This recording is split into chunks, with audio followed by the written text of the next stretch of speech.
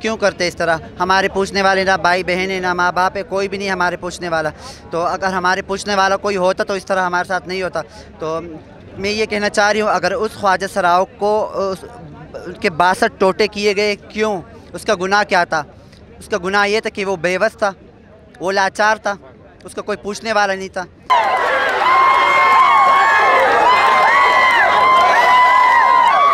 अगर हुकूमत हमें फ़ंड्स देती तो क्या हम फंक्शंस करते? हम एक जगह पर बैठ जाते, हमारी ब्यूटिशन की क्लासें ज्वाइन करके लोगों ने ब्यूटिशन सीखा है, लोगों ने फैशन डिज़ाइन सीखा हुआ है, टेलरिंग की क्लास ज्वाइन की थी, तो वो बेचारे अपने घरों में आकर वही नाच गाना करे। कौन सी हुकूमत ने हमें जो है ब्यूटी पार्लर खोल के दिया? कौन से उसको जो है बुटीक खोल के दिया? इस तरह हमारी पारो है, उसने बुटीक खोला हुआ है, वो अपने कपड़े सिलवा रही है, चला रही है, उसके साथ कारीगर बैठे हुए, लेकिन पारो की इतनी कमर्शियल एरिया में इतने बड़े बड़े जो है बिल आ रहे, उसकी कोई बात नहीं सुन रही, उसकी कोई बुटीक उनके लिए नहीं खोलवा रहा। तो हम कहाँ जाएंगे? हम ये नाच गाना नहीं करेंगे तो हम क्या करेंगे?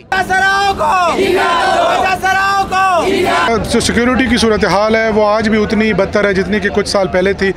सिर्फ 2018 के अंदर 8 ख्वाजा सराब तक मारे जा चुके हैं खैबर पख्तूनख्वा के अंदर, और तकरीबन 469 के करीब वायलेंस के केसेस सिर्फ इस साल के अंदर रिकॉर्ड किए जा चुके हैं।